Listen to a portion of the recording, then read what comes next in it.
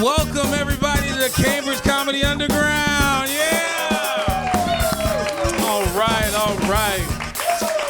I am your host, Big D, with my co-host, Casey McNeal.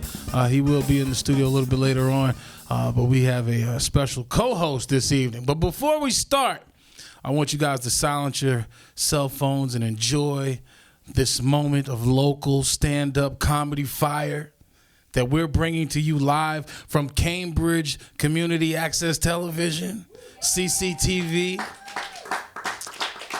And I am proud to announce that we are also have been picked up by BronxNet TV. So we'll be showing on their network also. Good public access fire. Are you guys ready for a good comedy show? All right, I'm gonna bring up my co-host for the evening. She's a Cambridge Comedy Underground veteran, and she's been holding it down for us. Give it up for Shelley Gruenberg, ladies and gentlemen.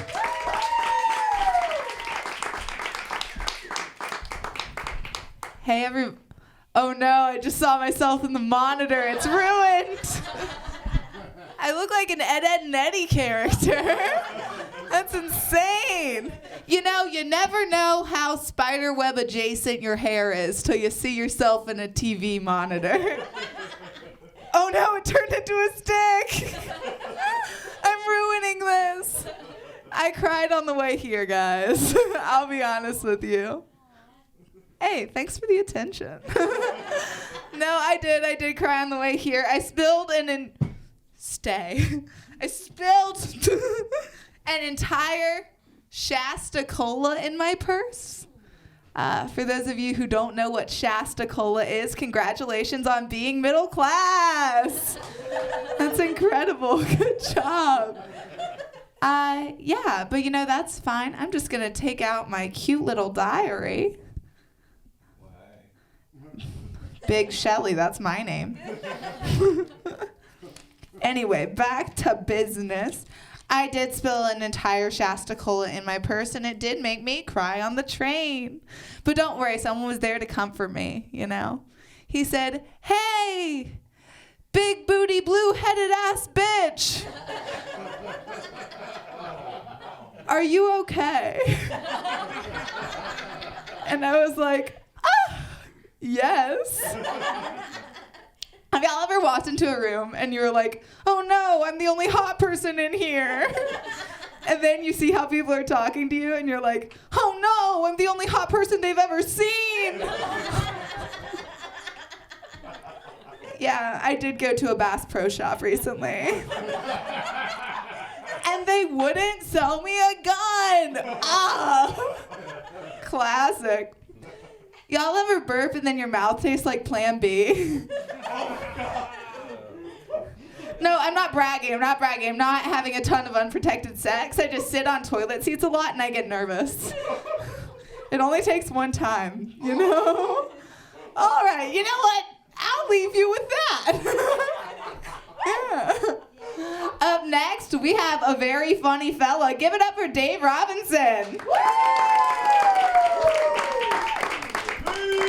Oh, how's it going, guys? I guess I'll start with a joke. I like my women like I like my coffee. Strong enough to give me diarrhea. Let me hear. Where are you? Where are my strong ladies at? There they are. We got one in studio, lucky enough. I see a therapist. That's crazy, right? A guy who comes down to a TV station, like just begging for attention. He sees a therapist. That's crazy. No, really, I do. I was talking to my therapist today of all days, and she was like, you need to try to relate to people. It doesn't seem like you're trying very hard. So here I am now trying hard to relate to you guys. Maybe this is like a relatable joke. Maybe like something like this has happened to you guys. Have you guys ever had your dog Sam die yesterday? No? Maybe this is more relatable. Have you guys ever had a best friend that you raised from infancy? Named her Samantha, shortened it to Sam, became lifelong best friends, who passed away yesterday? Just me with the dead dog? All right. All right, maybe this is more relatable. Have you guys been going around your neighborhood taking organs from other pets in the neighborhood, trying to Frankenstein your best friend back to life? To mixed success? No, you guys are all having perfect success bringing your best friend back. It's all right, I understand. I'll get there. Boy, would you believe I have a strained relationship with my father? Would that also be surprising to learn? No, I do. We're very different people, my dad and I. And like we had a super strained relationship when I was like much younger.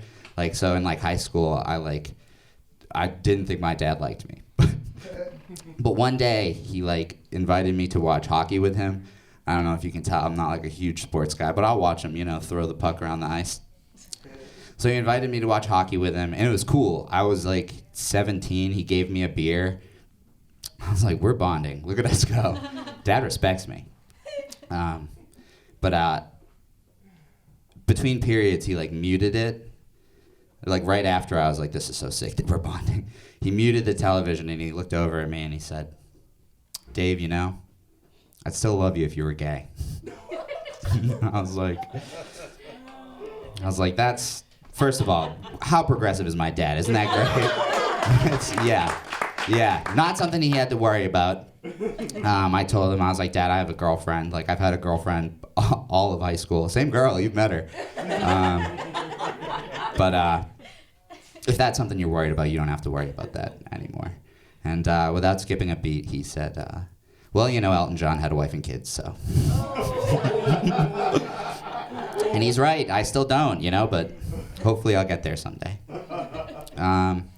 Something else unbelievable about me, guys, I'm a barista during the day. I know, hard to believe. Mustache like this guy's never poured a cup of coffee. No, ma'am, really, I have, I assure you. Most days even. I don't like being a barista.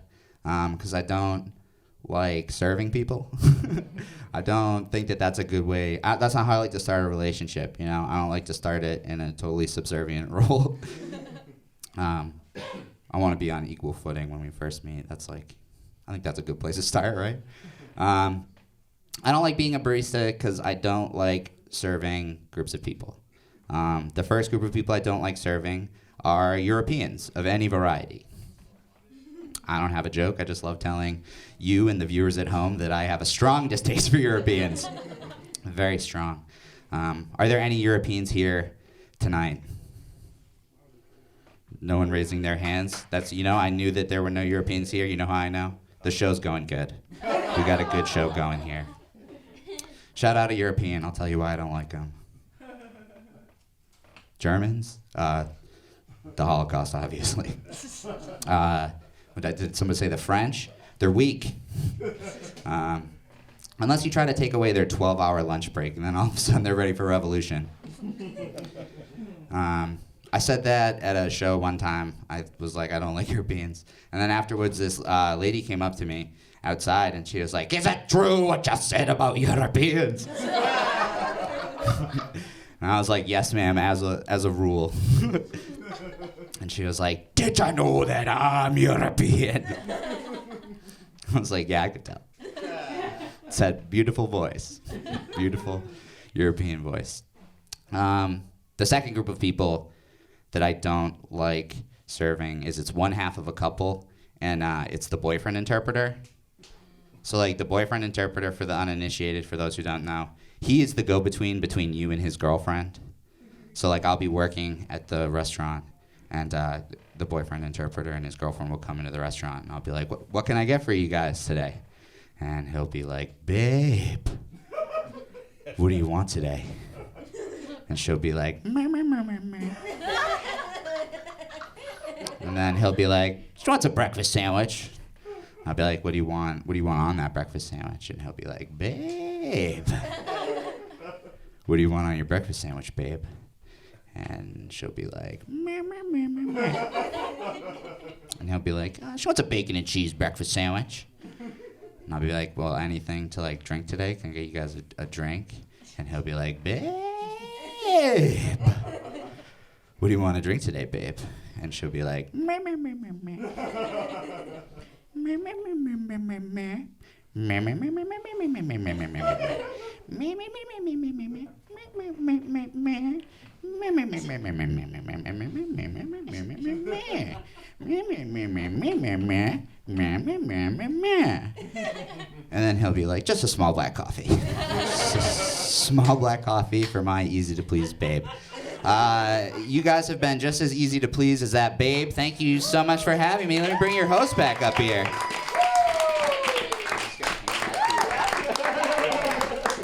Oh, wait. A hero, ladies and gentlemen. I don't have a boyfriend interpreter. I have a, don't call me your boyfriend. I don't want to meet your friends. Which isn't better. Turns out. Okay, our next comic is very funny. Mutiny's a scary word, especially if you're at sea, but not with this guy. He is doing the Mutiny Radio Comedy Festival. Give it up for Elliott Maraniss.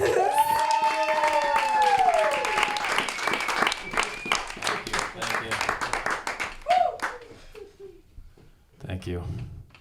So beards are in. I see a couple in the front row here. People growing them. Various lengths, beards, and mustaches. They're popular. I'm a little jealous I can't grow a good beard. I've tried. It doesn't come in full. I end up looking like some kind of weird European guy. Possibly Estonian. Maybe an Estonian rapper even. Just think about how crazy Estonian rap sounds like. Because they try to sound tough, but it's in a language you don't understand. Imagine it sounds something like this.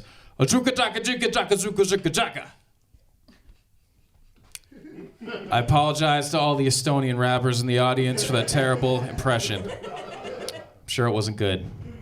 But anyways, I can't grow a good beard. And my friend, he came up to me, he's like, you know what? If you tried to grow a beard, you'd look like Christian Bale in The Machinist. For those who haven't seen the movie, that's the one where he won some kind of award for nearly dying from starvation. So that's my look. Movie star almost dead from starvation. Could be worse. So, POTUS stands for President of the United States. Do people know that? Yeah. I didn't know that for a really long time. I would get confused. I would read these Twitter headlines that said stuff like, POTUS plans diplomatic visit to North Korea. And I'd be like, who really gives a shit? This guy with this hillbilly-sounding name goes to North Korea. How much diplomatic influence can he possibly have? He's less famous than Dennis Rodman. And I got even more confused when I found out he was married to somebody named Flotus. Why did you have to marry somebody who also spells their name in all caps?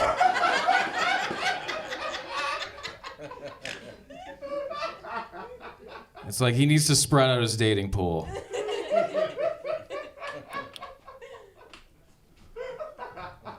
Thanks, Lloyd. So I'm a dog owner. Any dog owners here in the audience? Yeah, cool. All right. I'm covered with dog hair all the time. Dog pretty much rules my life, but I love him a lot. And because of that, I watch a lot of dog documentaries. My favorite one is called 41 Dogs in a Home. It's about this woman in the UK who lives with 41 dogs in her home. And you say that's a really specific number, right? 41 dogs. That's the legal limit for dogs that you can have in an apartment in the UK. Believe me, she would have more. But this woman has no job, right? Her only source of income is her stud bulldog named George. She gets paid £1,000 for him to impregnate female French bulldogs. So this one dog is supporting a woman, her husband, and 40 other dogs. with his seed. It's a lot of pressure on this little dog's shoulders. So it's a British documentary, so you know it has really, really good narration. And there's a scene where somebody brings in their dog to be impregnated by George, and it goes something like this. Oh, look here now, it's lucky bitch Susan. She looks prepared to have a romp with George the stud. And this is followed by a softcore dog sex scene.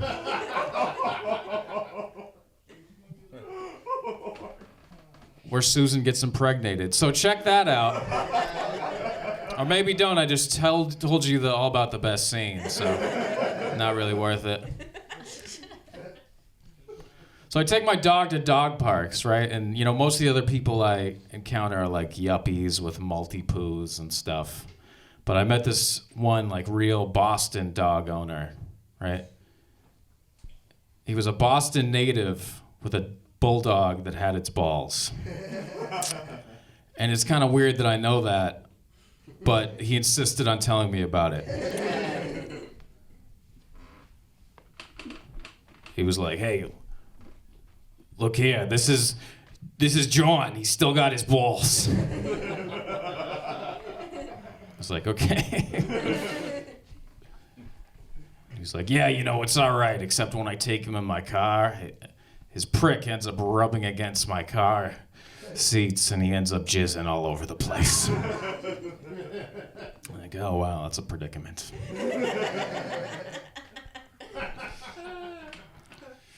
And, you know, I continued the conversation. I was like, okay, so he's still, you know, he can reproduce and stuff. Has he bred with any other dogs? He's like, yeah, you know what? I met this rapper from Rhode Island, and I ended up bringing him down there, and it turns out this guy's rap career is not going that well, so he couldn't pay me. So we ended up driving back, and, you know, poor John had blue balls. That was the end of the conversation. I didn't know what to talk to him after that. So I was walking around the mall the other day, right? And I was approached by a really aggressive face soap kiosk salesman.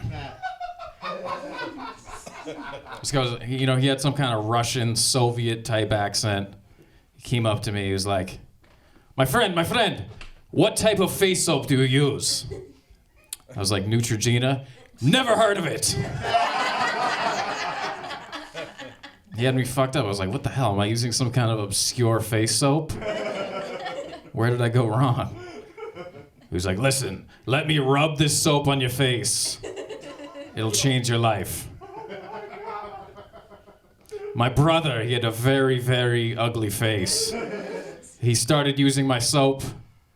His face is still ugly, but he's no more acne.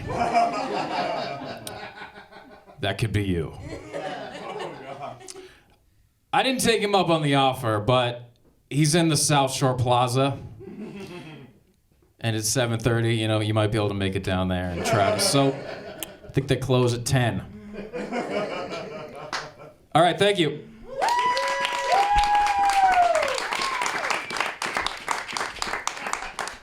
Give it up for Elliott one more time. Not just funny, also a man who owns a face wash, which is way rarer than you think. All right, our next comic, straight from Hartford, is Cliff Mula. Give it up for him. Thank you. I'm gonna start off my set telling y'all a little secret. I wear glasses because I can't see, and I want white women to feel safe around me. You know, I gotta do what I gotta do, man. I ain't trying to be no hashtag out here. But no, I like take off my glass. I'm like a different person. I'm like, yo, black. African American. Oh man, I ain't get a job, man. They racist. I got the job. All right. I got the job. Start next week. All right. Fucking chubby white women. Fucking chubby white women.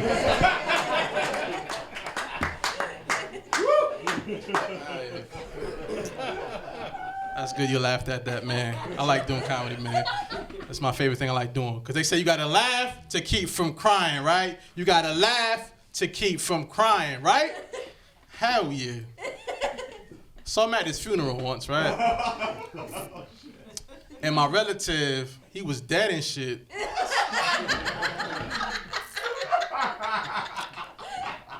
And it was sad because he was dead, but he's like 90, so whatever. But it was sad because I was seeing a lot of women in my family cry, and I don't like seeing women cry. It's kind of get me kind of emotional. So like the whole time, just wishing for a miracle, right? Wishing for a miracle, right? So I walk into the body to pay my respects, walk to the body, and I was thinking this in my head. I was gonna say it out loud. I was gonna look at him and be like, "Nigga, you ain't dead." He just gets up like, "Yeah, nigga, I know." But surprise, he was dead. He's dead. Yep. You can't hear this joke. He's dead. Thank you. I'm gonna tell you a little story, man. I'm from Connecticut, like she said, but I used to be drinking buddies with these spoiled rich white girls. I ain't never do the sexuals with them. I just sold them bad drugs for a high price. You know, I know white people ain't never give us our reparations, but I ain't gonna lie. I'll sell y'all a dime bag for $42. You know?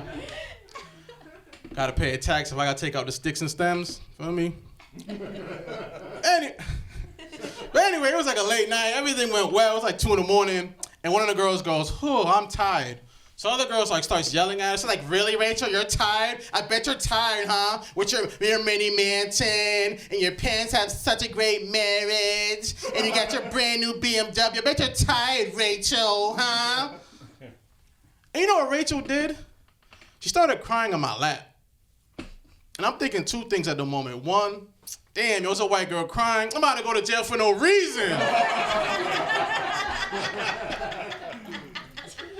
2, all the girl said to her was, "You have a big, nice house and a brand new BMW." And she started crying. Who cries from a compliment? What in that sentence would make you want to cry? Growing up, niggas be like, "Yo, that's why your mom smoked crack," and there'll be a fight after that, you know what I mean? Like, that's something more sad, you know?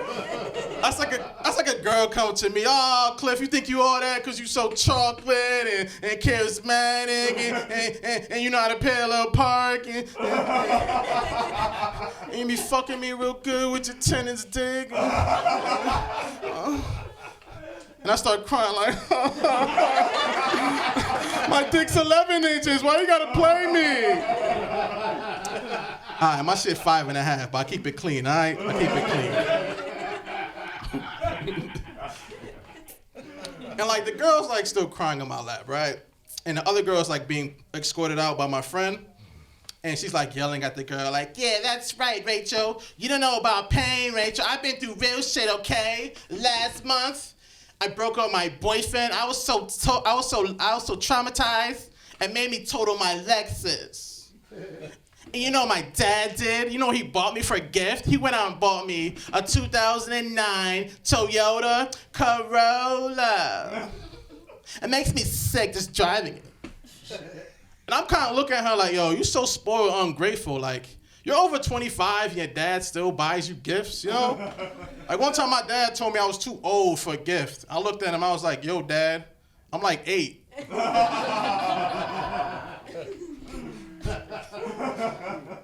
She was really crying over a 2009 Toyota Corolla. You know what kind of car I drive that I paid her my hard-earned fucking money?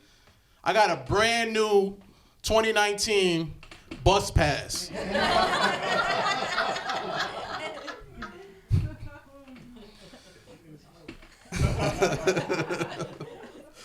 I've been doing comedy for a while in Connecticut, and I remember one time after a show, someone came up to me, it was like, a white guy came up to me like, "Oh my God, Cliff, you were very funny.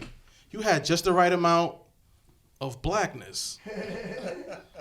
I didn't even know how to feel about that. That's like the first time I ever felt like an ingredient. I'm making like mac and cheese or something. Just, "Try this, honey. This has the right amount of nigrica. Yes, yes. Oh." But this guy. But a lot of my friends, they always come to me like, yo, Cliff, I don't know how you could do comedy, man. That's such a hard job. I don't know. I think there's harder jobs than comedy. I don't know. I could be like a doctor or like a surgeon. Because you got to like save lives, right? Imagine you try to save a little boy's life that got shot, and then you got to go up to the mom, and you got to be like, I'm sorry, Mrs. Cunningham. We did everything we could. Little Billy just didn't pull through. And she starts crying. She's like, oh no, Dr. Cliff, please say this ain't so. Dr. Cliff, please say this ain't so. And I'm gonna look at her dead in her eyes, and I'm gonna tell her, nah, nigga, he ain't dead. He ain't dead, but that's my time, baby, that's my time. Thank you, thank you, thank you, thank you, thank you. Oh, bring it back your host. Oh, I don't know how to do this shit. I got you. Thank you. Give it up for Cliff one more time. But also, is $42 not a normal amount to pay for weed? Cliff, we're gonna have some words after the show. Alrighty. Up next is a very funny fella in a super fun shirt. Give it up for Evan Zigmond. Thank you so much for coming to my bar mitzvah. My name is Evan Zigmond. It is great to be here. I was in the town square earlier this week. I saw a man riding an electric unicycle. What a pretentious hipster, I thought, as I rode away on my regular unicycle.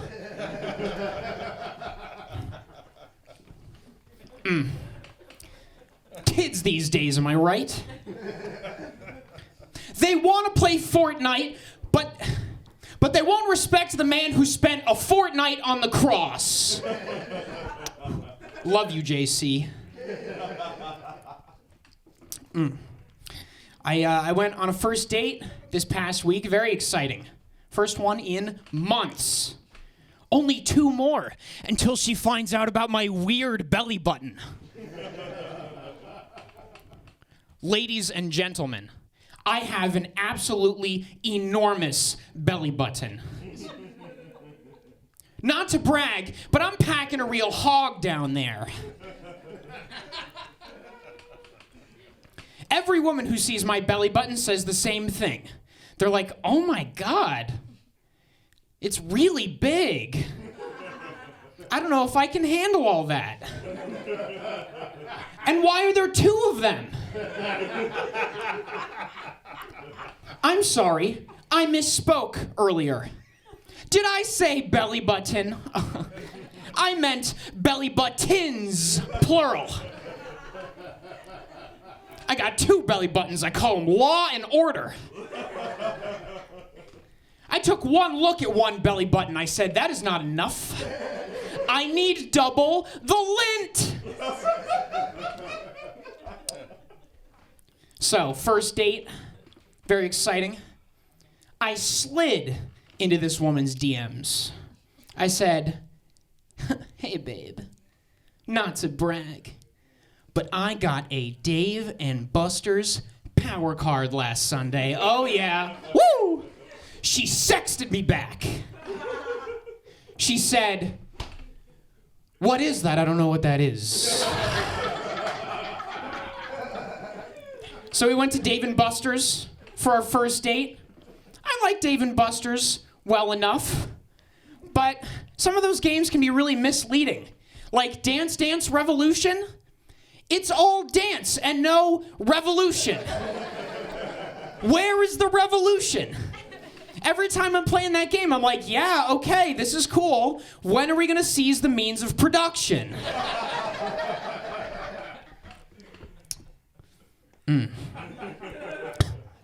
I was in a bookstore recently. I saw a book, as one does. I saw a book, it was called Napoleon and Hitler, a comparative biography. That is awful. How could you possibly compare those two? Napoleon is way hotter. I mean, sure, Hitler has a thigh gap or whatever. But no Nobody likes a man who yells. Meanwhile, Napoleon Bonaparte, more like Napoleon bone my parts. This is all unnecessary anyway. We all know who the cutest dictator is. It's Chairman Mao Zedong, no question. Head and shoulders. You ever wonder what chair Chairman Mao is sitting on? My face. That's what chair. My name is Evan Zigmond. Thank you so much.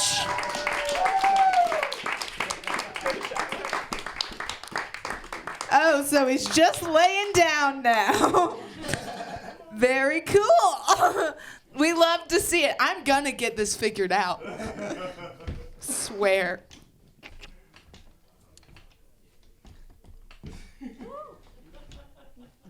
This is prop comedy, folks. I am the Carrot Top of Cambridge. That's what they've always called me. All right, up next is a very funny lady. Give it up for Becca MacKillop.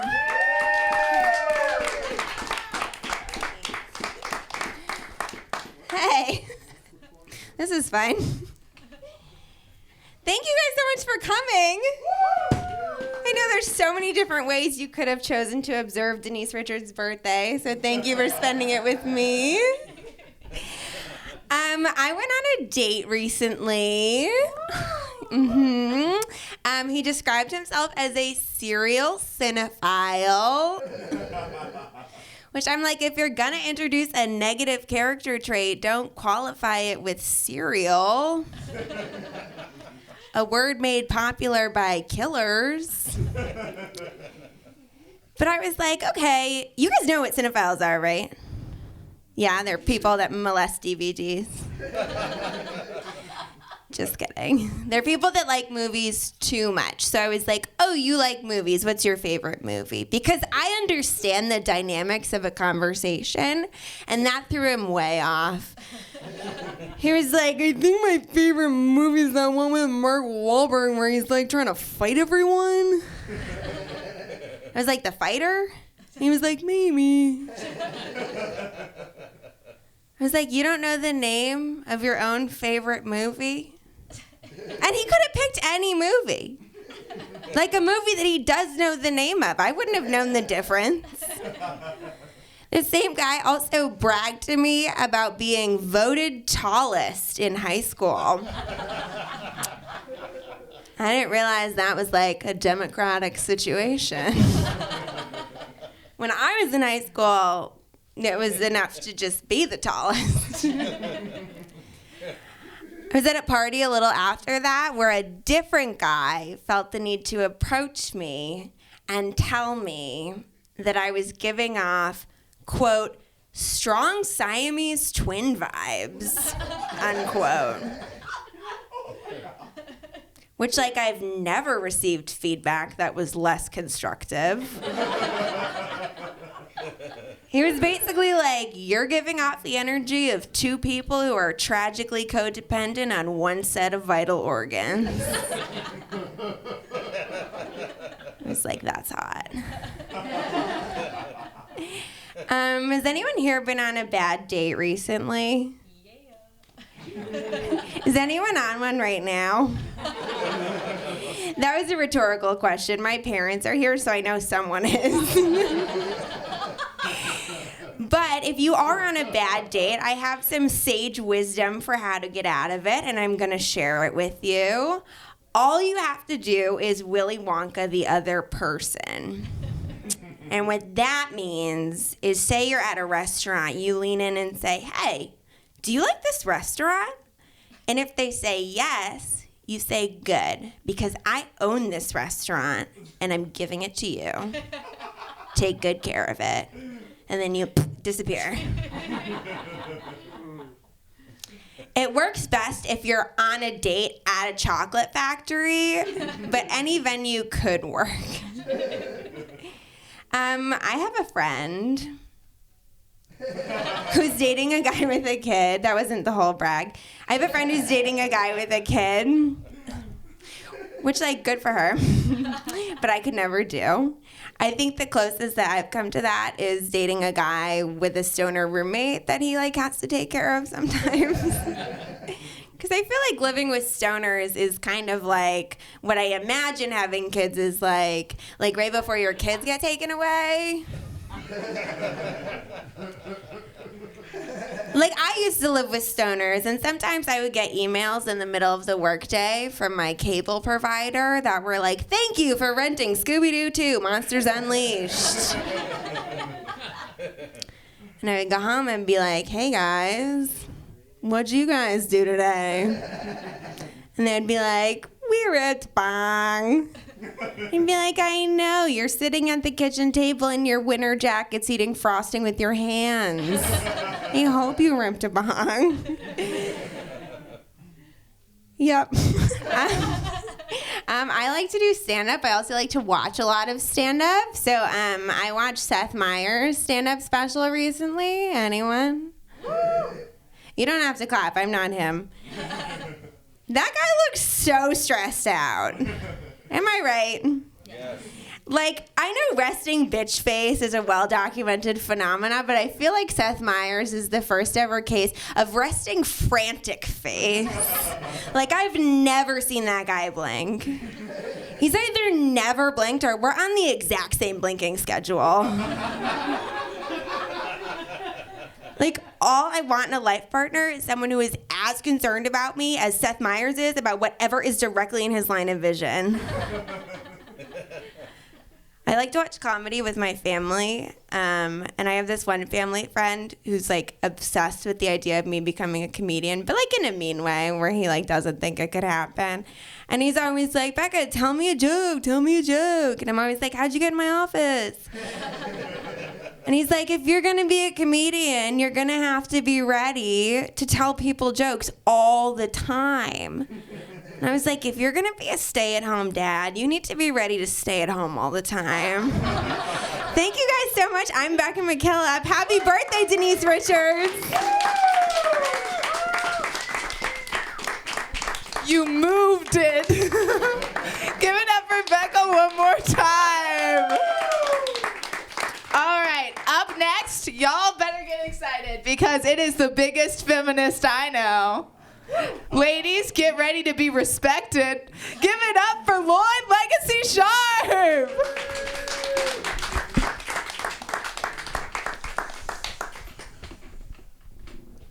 Hi. I'm an aging millennial, and that's my way of letting you know that nothing in this world has made sense to me since 1997. Around that time, America spent a lot of time, effort, and MTV music video money trying to convince me that pimping ain't easy.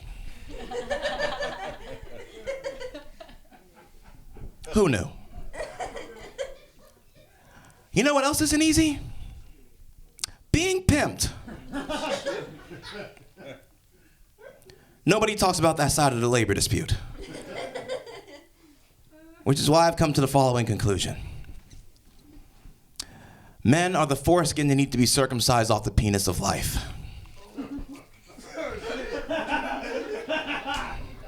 And yes, I am saying that with a very straight face. Now, I know in the BDSM community, I think they're called daddy.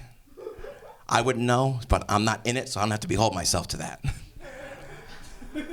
I've been practicing virginism for 33 years. Which is exactly what it sounds like. So in 7 years' time, I'll be the perfect candidate for the 40-Year-Old Virgin sequel. The Cultural Reverse Edition. We're back, he's black, and he's kept it all in the sack.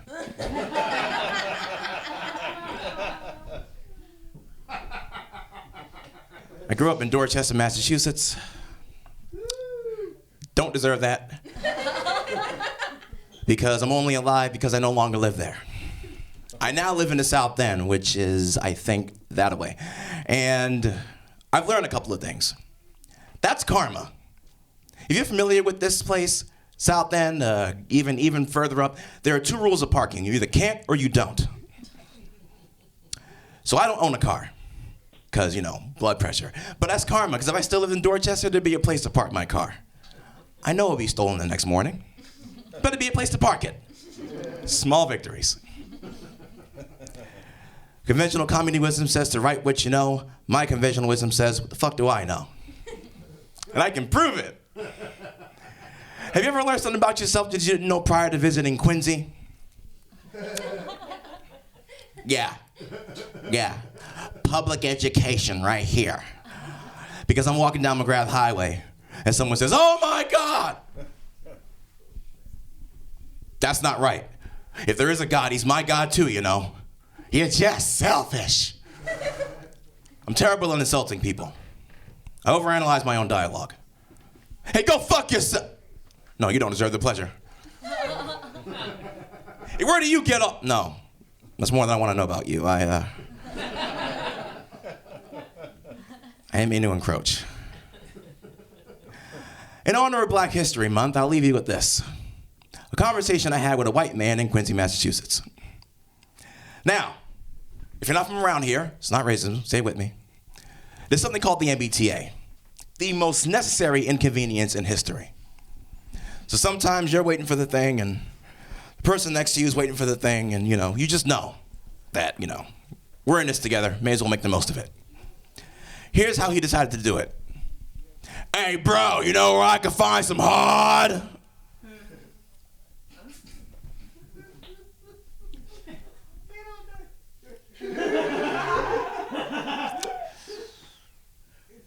I don't speak narcotics. Like, I live near Methadone Mile, but I don't hang out there enough to know the lingo. So I said, no, man, I don't know. I'm sorry, I don't know. I said, oh, come on, man, you have to know where I can find some hard. I was getting a little annoyed, so I stood up in broad daylight on McGrath Highway at 2 p.m. and I said, look, this is not 1935. People like you cannot tell people like me what we have to do anymore. You'll be surprised no matter what you think happened. Oh, no, you're right, brother. Seriously. No, seriously. Slavery, that whole thing, we should have never fucking done that, man. I am so sorry, but no, you survived, though. You put the phone down. You survived. You survived.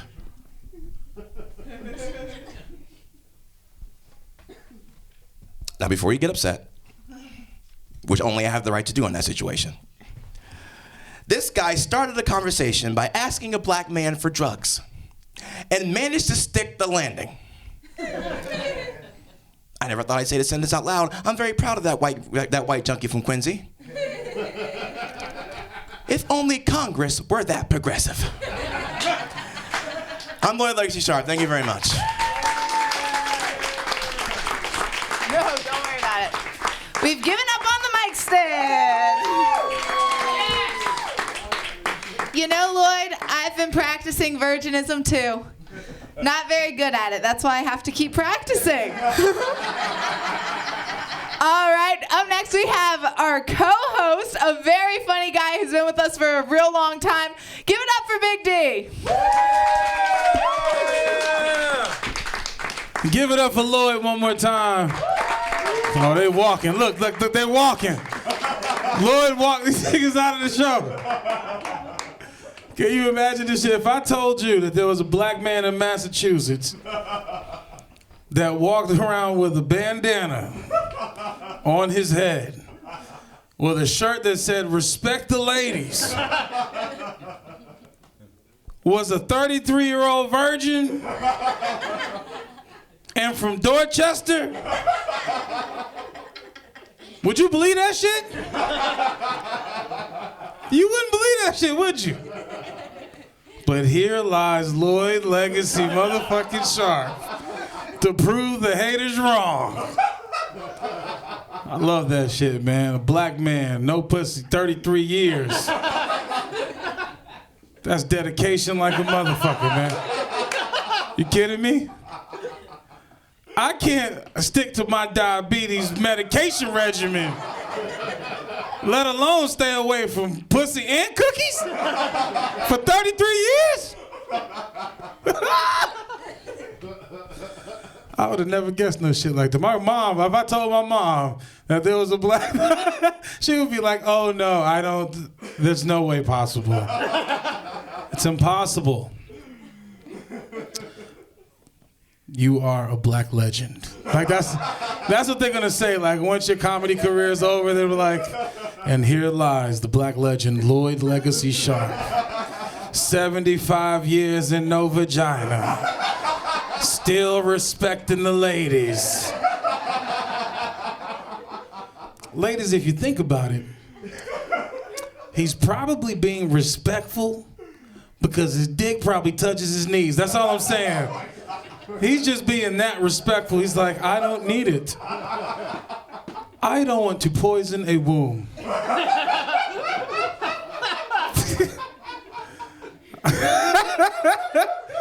Oh, that's crazy. That was totally unplanned. I wasn't thinking about talking about that. Well, how you guys enjoying the show so far? Everything's good? It's dope. Dope. Now this next guy coming to the stage. Now he is he's a Jewish man. For you guys at home that did not hear that, I said he's a Jewish man, and somebody in the audience goes, yeah. He's broke Jewish though. He's not the same. He's like Mattapan Jewish. Not Brookline Jewish. Yeah, man, this guy he works with Comedy Party now, am I right? Yeah, you got your own doing his own thing out here, running these comedy streets, navigating this here thing we call the comedy game. And I'm gonna introduce him to you guys right now. Put your hands together for Shatil, ladies and gentlemen.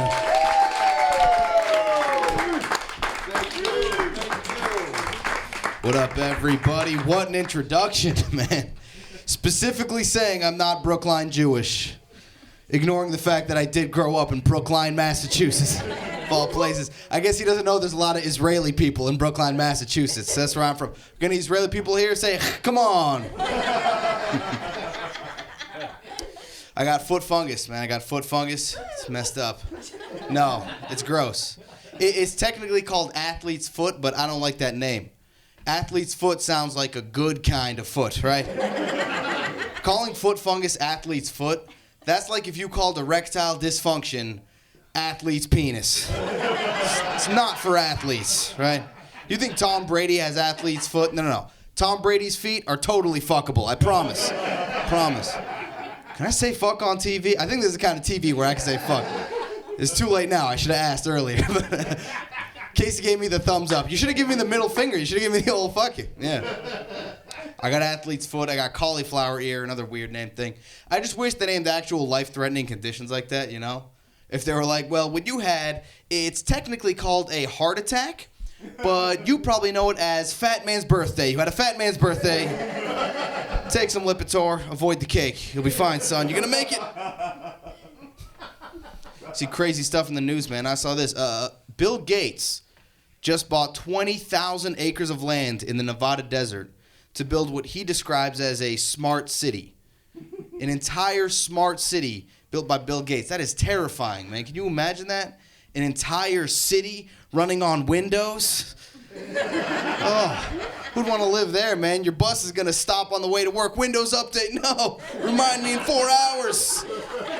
God damn. Saw this too. A delivery driver near Knoxville, Tennessee was arrested. He could be facing up to 2 years in prison because he posted a video of himself dipping his testicles in a customer's salsa over a bad tip. And on the video, you can hear him saying, oh, that feels good on my balls. Yeah, right reaction. It's shameful. It's a shameful indication of where our society is going. That salsa was so mild that it felt good on his balls. Back in my day, salsa picante would burn the scrotum, okay? I was born in the early 90s, all right? I saw this, and these are all verifiable facts. The National Enquirer, they're opening up a theme park. And the main attraction, the flagship attraction at this theme park, is the Princess Diana car crash simulator. Yes, I can't make that up. It's in very poor taste. Come on, National Enquirer, you're supposed to be on our side. We don't want that. Nobody wants that. No, we want the Ted Kennedy Chappaquiddick driving his mistress over the bridge car crash simulator. That's a ride, all right? That's got a fall, a splash, and then you get away with murder. Forget the log flume. That ride makes you feel like a Kennedy, okay? I'm kidding. We don't want that ride. No. We want the O.J. Simpson Ford Bronco slow chase simulator. That's the ride we want. That's the scariest ride of all, man. That feeling of an innocent man chased by police. It's terrifying, dude. It's messed. Hey, innocent in the court of law, man. The only messed up thing is that they never got the guy who did it. That's crazy to me. Yeah. I'm like an atheist Jew. I'm anti-circumcision. That's my big thing. I'm a Jew against circumcision. I just don't agree with the arguments for circumcision. People say it looks better. You know what else looks better? Breast implants. You don't put that in a baby. No. Bunch of big titty babies running around, taking their first steps, falling over, bouncing back up, getting confused, trying to breastfeed themselves. You don't do it. They would get scoliosis. It's untenable. Circumcision is very important in Jewish culture, but there's a few objective facts that have me convinced against it. A few objective facts have me convinced against circumcision. Number 1, circumcision is genital mutilation. Number 2, a newborn cannot consent to circumcision.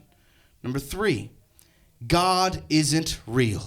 So given the facts, good that to my son. Hey, that's it for me. Thank you all very much. Enjoy the rest of the show.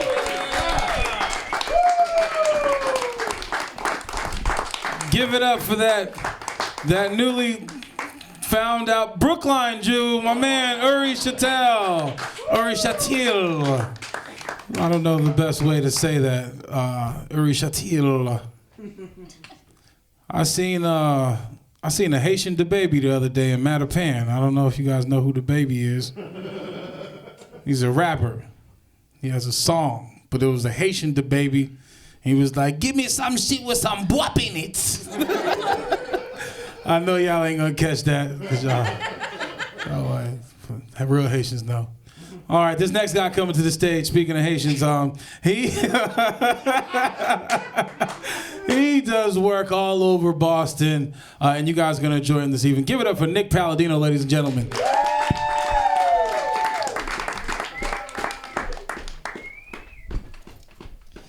I'm not good at flirtation, but I still try. I go up to one and I ask, what's your sign? What's your sign? And they say, stop. Dating on Bumble. Bumble has this new policy for every match you get, they'll donate a school lunch. So I think I've donated, let me do the math, 0 lunches. Every time you swipe left on me, you are literally stealing food out of a poor child's mouth. Yeah, I had my physical recently. Did the first prostate exam. Doctor stuck a finger up your ass. Pretty exciting. But at the end of the meeting, he was like, okay, now all you have to do is some STD testing. I was like, we do not have to do that at all. He had more faith I was getting laid than I do. I don't want to pay $50 for you to put a Q-tip up my urethra and confirm I haven't had sex all year. That finger up the ass was the most pleasurable thing I've had as long as I can remember. And this might surprise you, but I'm not the most athletic fellow. You don't have to laugh at that part. I could be athletic, come on. But every year I would still make the basketball team. I was the player they would threaten to put in if you didn't get good grades. You've been flunking algebra, Jimmy. We've got the Palladino. We got states coming up. Go on. Not good at social situations. This situation I was in recently, there was 2 circles of friends talking. I knew all the people. I just stood between them, not talking to anyone. It was like a very lonely Venn diagram. I'm a smoker to get out of social situations. My friend was like, don't you know smoking causes cancer? I was like, I am counting on it. They say each cigarette takes 10 minutes off your lifespan. That's 10 less minutes I have to pretend to know about the Celtics. They say that lotion prevents aging, which I guess explains why my dick is the same size as when I was 5. I'm not too broke to be a sugar daddy. I'm more of a Splenda daddy. But on the website, if you find a sugar daddy, they had this thing. They said one of the benefits is that you have a mentor. I want to hear some of that advice, like, you want help with your 401k? Let me fuck your ass. I'm a nurse. You gotta calm that guy in the back down. He's having too much fun. Yeah, I'm a nurse. I'm a male nurse. I just gotta say it is so rewarding to finally be the strongest person in my workplace. It's amazing. I'm opening pickle jars and everything. I feel like a Greek god. Being a male nurse is weird, though. I've disappointed so many old men who were promised sponge baths. They're like, get the fuck out of here. I'll do it myself. I don't have to see your weird penis. Works for me. I've recently started donating my sperm. At least all the clothes I give to Goodwill are covered in it. So this next joke, I want you to remember I'm a nurse, I'm a good person, because you might not be on my side. We'll see how this goes. Does everyone know that song? When you're standing on a ladder and you feel something splatter, diarrhea. I think we should do that for more serious diseases. When your arms and legs are shaking, but the earth is not a quaking, Parkinson's. When you hear a juicy rumor and you feel a big old tumor, brain cancer. Brain cancer. When you tell a stupid joke and then you I love doing that. That's so fun. I used to be an altar boy, but don't worry, I did not get molested. At least I don't think so.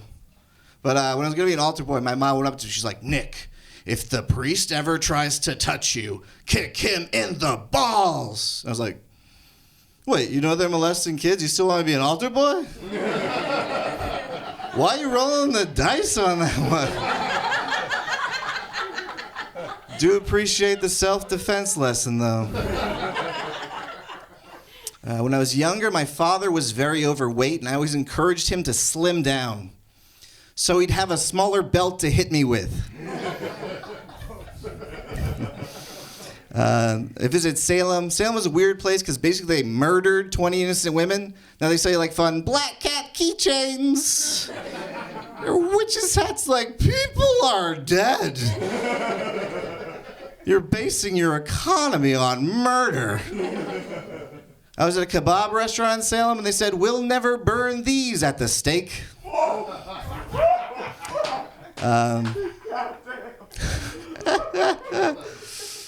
That's a good.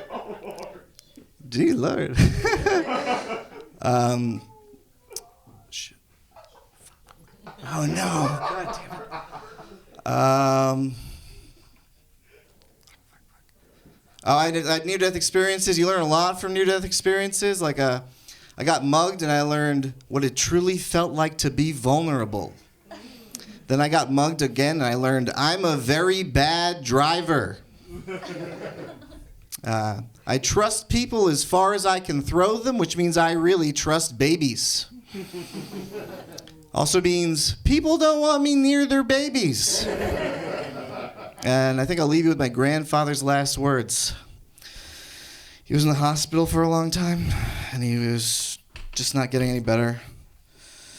We were visiting him every day, and it was finally his time to go. So he got me up close. He held me tightly, and then he said,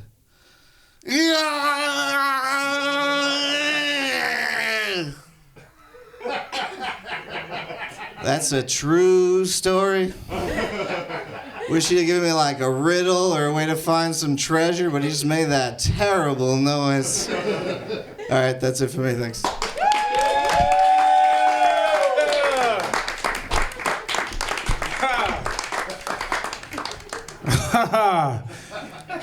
Give it up for Nick Palladino.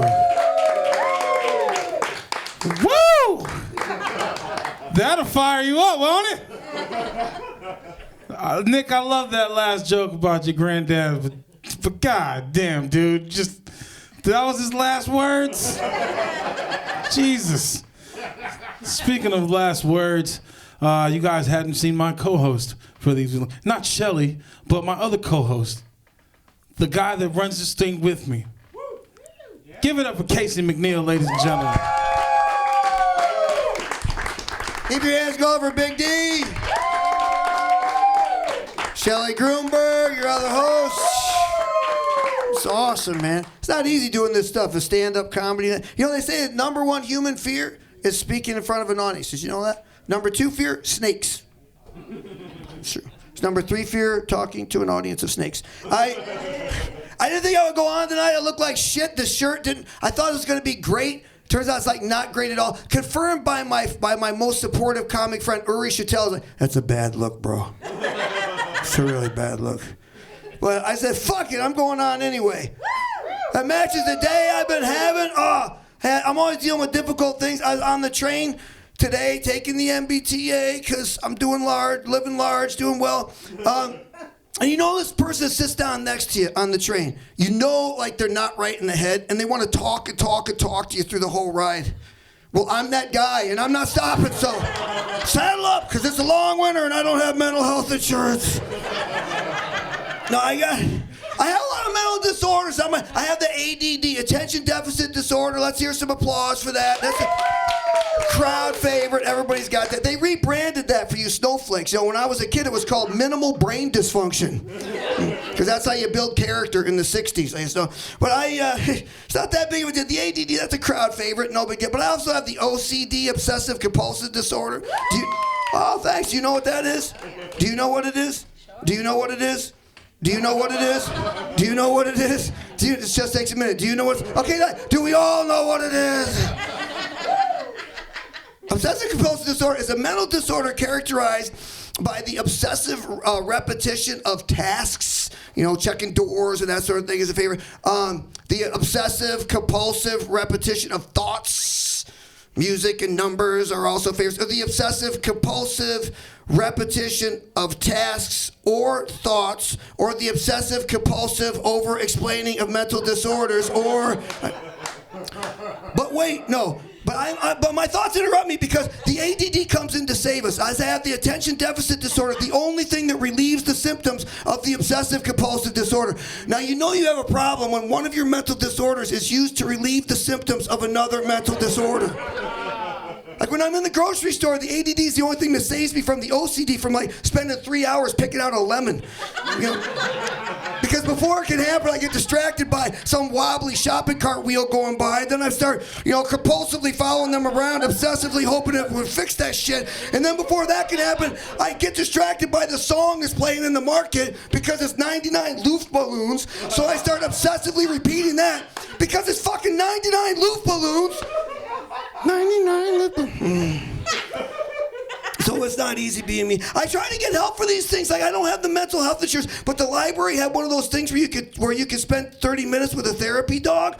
That was cool. He didn't understand a fucking thing I was talking about, though. He's trying comforting me the whole time. I'm like, look, Skippy, don't patronize me. I came to do the work, bro. Right. I don't know. There's a lot of jobs you can't do when you have OCD. NASA countdown guy, can't do that job. But ignition in 5, 4, 3. Yeah, 3's a good number. 3, we like 3.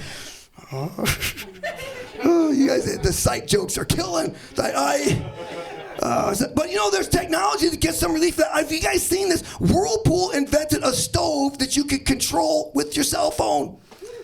Because America, but it's a godsend for people like me with obsessive compulsive disorder. If I'm stuck in that busy meeting at work, I just say, excuse me, before we go on, I just have to check in with my stove. 99 loose balloons. Oh, wait. Hello, stove? Yeah, it's me again. You're not on, are you? No, I know I just called. One more thing. Can you see the front door from where you are? I try to give them. They have one of those 24-hour telethons to raise money and awareness for people with obsessive compulsive disorders. I missed it. I was washing my hands. doesn't help out with technology, though? Conflict. I do not deal well with conflict. Before the invention of the cell phone, all I had to do to end an argument was physically leave the fucking building. That's it. Conversation over, shut the door, and I'm out. Now I try to have those like dramatic exits with my wife or something. No, that's right. I'm done talking about this. I'm out of here. This conversation is over. I slam the door. Now I walk about 10 feet. No, it isn't. Now, I would turn it off, but I don't want to miss a call from the stove. It's fun when you get recognized on the street. This line where it happens once in a while. People can see, they see you, they know you from some, but they never know what it's from. This guy comes up to me the other day and says, hey, wait a second. I know, you don't stop right there. You're that guy, right? No, I've seen you before. You're him. You're that fucking freak from the train. Don't take another step closer to me. My name's Casey. That's all the time I'm gonna do. Thanks a lot, you guys. So, it's been a lot of fun tonight, hasn't it? It's been a great show. Got 2 more fantastic comics for you. This next guy, he's a writer, contributor to the Howard Stern Show. One of my favorite comics around. Please put your hands together for Josh Filipowski. Yeah, thank you, Casey. Yes. Guys, I got in touch with Brazilian supermodel Giselle on Instagram because I wanted to know what it was like sleeping with a goat. She said it wasn't bad. Greatest joke of all time. Come on, who's with me? So we are here. Welcome. This is the Cambridge Comedy Underground. We are not underground, and we are not keeping this from anyone.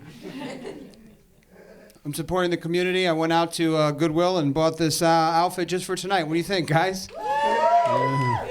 You know, take care of yourself, take care of the community. It's important. They say it's healthy to drink a glass of red wine a day. Yeah, but I only drink wine once a month. So last night I had 30 glasses. A little rough around the edges. Yeah. Center for Disease Control says an adult male can have 2 alcoholic beverages for their adult lifetime. So if I live to 80, I've already had that. Time to quit now. Quit now while you're ahead. All right? How you guys feeling? They say, well, Science Journal, which is a science journal, came out with the effects of caffeine and marijuana. Yeah. Totally awesome. And totally awesome. It's all the rage now. People like the CBD, the cannabinoid.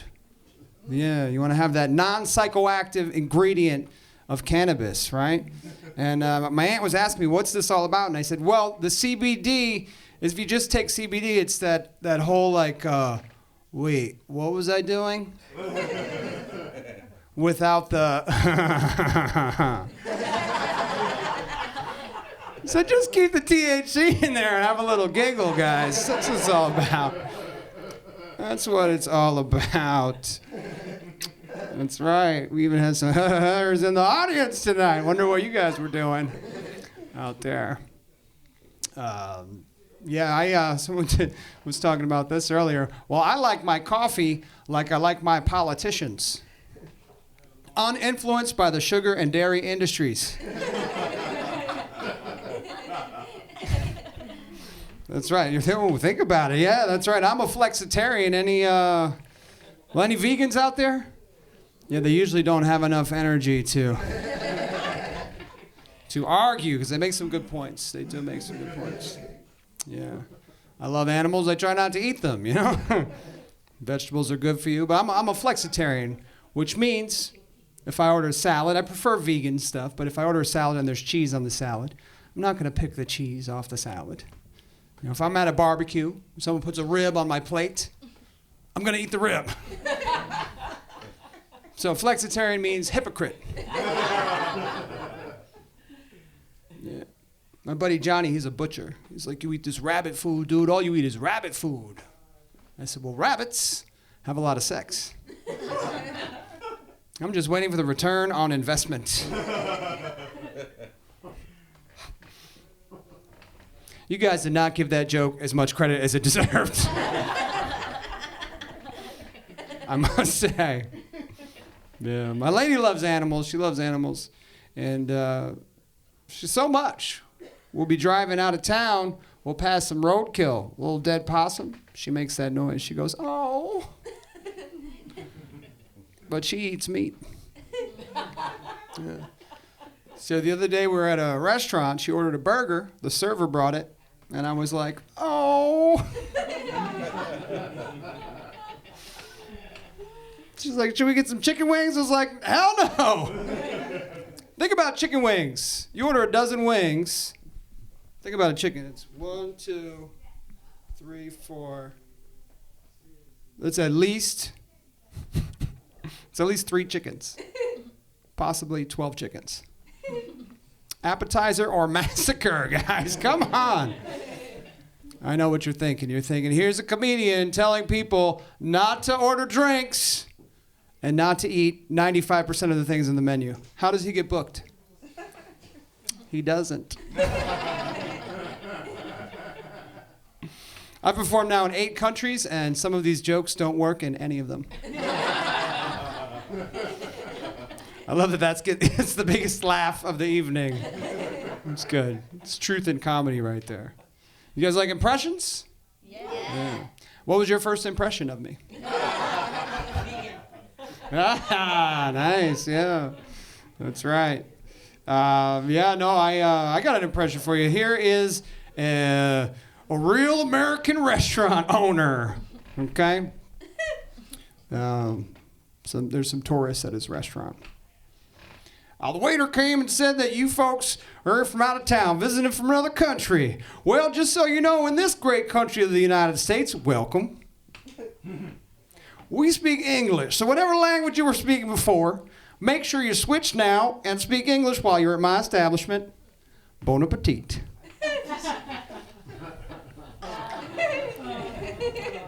Come on, that was it, guys. See, he said something in French. Okay. By the way, I am O positive blood type, so if you don't like my jokes, maybe I could save your life. I'm here for you guys. I really am. I'm here for you. But yeah, I'm happy being on TV. I was trying to clean up my act a little bit. There's something they say, can you say the joke with kissing? Right. So I thought, yeah, maybe I could switch some things up. Yeah. So I was kissing my lady the other day, and the condom broke. Oh God. Plan B, right? You know. What do you see what I did there? It's kissing, guys, right? Say it with kissing. All right. I thought you would like that more than you did. I'm not gonna lie. Let's see. How we doing? That's right. How's everybody doing tonight? Yeah, I'm so happy to have my lady. I really am, because it's tough dating. It really is. I tried to date a marathon runner. She was training for a marathon, but it didn't work out in the long run. Oh.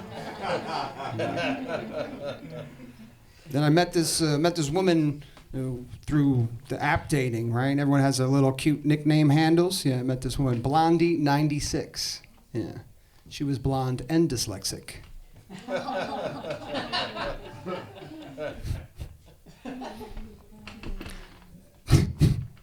Let's see. I think it's time for me to get going soon. Yeah. So for the dismount, let's see. Did you guys hear about the pilot out of work? No. Flew real bad. You guys are so great. I bet your parents came at the same time to all your sporting events. I've been Josh. You've been great. Good night. And we got one more. Yeah, brother. Another ever Josh Filipowski. Yeah. Josh Phillip. Damn, I'm out of breath from bending over. Shit. Diabetes. Everything makes you out of breath. Man. God damn. Yeah, man. How do you guys like the show so far? Yeah, dope comedians tonight, right? Yeah. Really good. Give it up for Shelley Gruenberg, our other host. Hey, Shelley. Yeah, all great comics tonight. Especially, we show someone very special to be your headline feature final comic. Oh, yeah. We know her. You guys know her. You've seen her around. She headlined Nick's Comedy Stop just this past week, about her second or third time doing that. We always love having her here. Put your hands together for...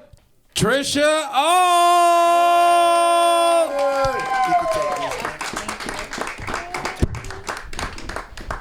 Hello, everyone. This has been a big goal of mine to perform here. Very happy to be here at Cable Access TV. Big milestone for me. Need this to go well. I'm a woman in stand-up, and I'm reasonably attractive. Is everyone okay? I know it's a lot to take in. Some of you are like, she's kind of hot. I think I would sleep with her. Could she also be funny? This guy's like, you're not that hot. Thank you for your feedback. I can see your faces. As a woman in this business, people often ask you the same annoying questions. They want to know what the most sexist thing you experience is. And I'll tell you, for me, it's when I show up to shows to perform with a male comic and everyone just assumes I'm his girlfriend, right? So offensive. As if I would date someone poor. I don't have a lot of standards at this stage of my life, but some goals and dreams that are achievable. That's going to be one. A 401k, that's another. Also, realistically, there can only be one egotistical piece of shit in the relationship. It's going to be me, guys. It's going to be me. I am celebrating an anniversary tonight. Thank you. Very proud. 10 years since my first arrest. And the reason that I know the date of my arrest is because I was raised by a detective. My father was a cop in my hometown for 37 years. And he used to tell me throughout my whole childhood and into adulthood that my attitude was going to get in the way of me achieving my dreams. But that was before my dad and I discussed that this is my dream. I proudly stand by my police report in which the arresting officer wrote, quote, "During the booking process, Patricia got extremely sarcastic." I know we don't know each other very well, but that just means I was myself. He went on to write, for example, I'm so glad he gave one. For example, when I asked Patricia if she was affiliated with any gangs, her response was, quote, "No, but I've been dying to get in one if you know anyone."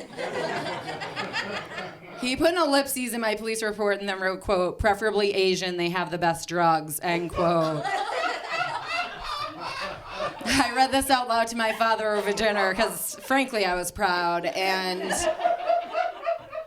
he just looked so sad. We had like this profound moment. He looked me dead in the eyes. He threw his hands up in the air. He was like, "Trish, what the fuck?" And I was like, "Dude, you're the one that sent me to UMass Lowell."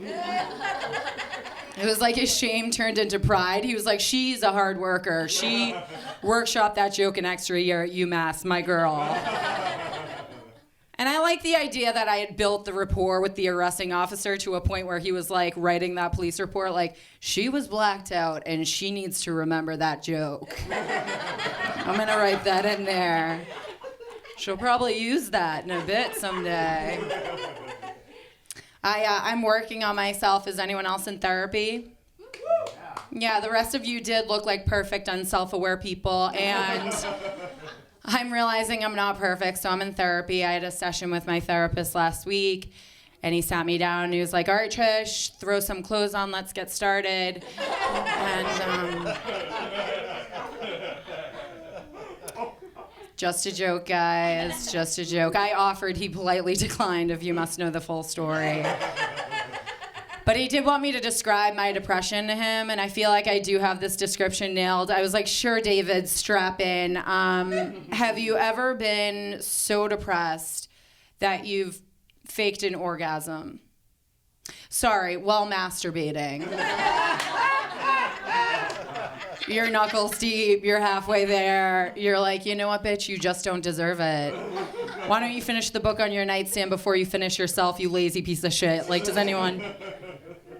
That's a very hard joke to do on stage, and I'm gonna tell you why. Because I'm expecting the audience to understand depression and masturbation at the same time. Like, I can tell that some of you are happily masturbating, and you're like, "I just don't get the depressed part." And the other half of you are like, "I'm too depressed to try." You know, it's a very hard joke to do on stage. I'm on all the dating apps to try and meet someone that will see a redeeming quality in me. And I did recently have some success on that new dating app, Uber. Yeah, I was like, oh my God, you have a job and a car? Hello, you know. I'm old. I'm out here and I'm old. I'm 34 and I'm single. Shit, this is an old joke. I'm 35 and I'm single. And when you get to my stage of life and you're still alone, people want to offer you like blind support because you haven't found your person, your partner, your best friend, your soulmate.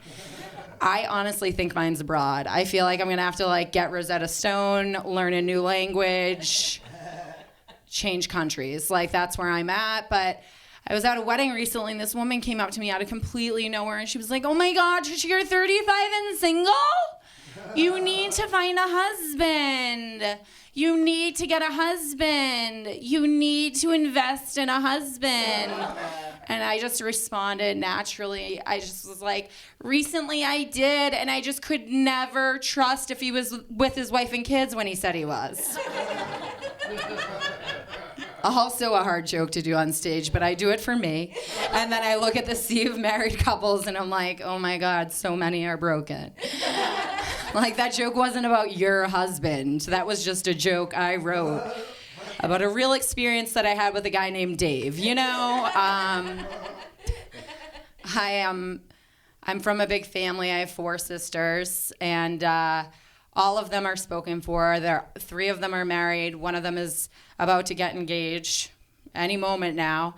And over Christmas, my grandmother gifted my sister an engagement blanket. It's a tradition that she does. She knits because what the fuck else is she gonna do? She's old, you know? So she knits blankets.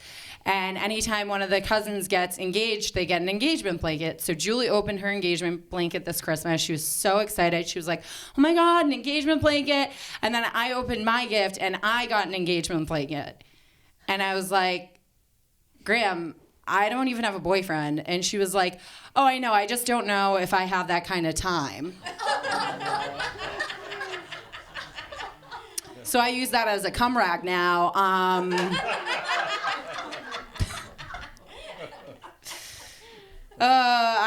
My dad's awesome. I have a great dad. He's 65. He's trying to get up to speed with technology.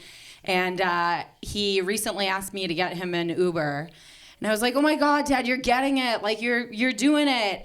And so I ordered my dad an Uber, but then I watched my 65-year-old father walk out to that Uber driver and hand him printed out directions from the computer. I was like, no, it's not how it works, Dad. My rating went down that day, but then it went right back up. You know what I mean? I want those 5 stars. Whatever it takes. Being from a big family is cool, but you all kind of take on a different, unique role to try and get attention from your parents. So like my older sister, Laura, she was always the smart one. My sister, Liz, she was always the pretty one. My sister, Julie, she was always the sweet one, which you guys know means she had no other qualities, right? It's like, we were like, I guess she's sweet, but she's actually kind of moody. My sister, Abby, she was always the artistic one, and I was always the athlete from my family. Of all women. So you're not the athlete from a family of all women unless you're the one that was supposed to have a dick. You know what I mean? Like, I was supposed to be my father's son. I've just been failing him since August 14, 1984. Like, just living, breathing as a woman, just failing every day. And it was never more apparent when I turned 5. My dad found out my mom was pregnant, and it was his. And then he found out she was having twins. And then he found out he was having twin girls. So that's like a defining moment in a man's life where you just review your history. Like, what did I do in my past that was this shady to deserve this future? And he ended up going into my bedroom when he found out, and he painted it baby blue. And then he put on my walls a massive poster of Deion Sanders and Emmitt Smith. Those are 250-pound black professional football players from a state I didn't even know existed at the time. But hindsight is totally 2020 because it did totally prepare me for state college. Super comfortable sleeping under black men. Thank you. Thank you. My dad's actually really supportive of my comedy career, which I love. And when I first started, I was like super crass. Every time I got on stage, you're like, wait, worse than now? Yes, it was much, much worse. And so just like any straight white man, my dad sat me down and wanted to give me advice about a field he's never tried. And so he sat me down and he was like, you know what, Trish, I really support your comedy career. I think you're really funny, but what's with all the blowjob jokes? You gotta start telling everyday jokes that everyone can relate to. Just looked at my 65-year-old father and I was like, Dad, how are blowjob jokes not everyday jokes? It was like a light bulb went off. He was like, I don't know, that's something we're both gonna have to ask your mother. Debbie! I've been Tricia Auld. Thank you guys so much for coming out.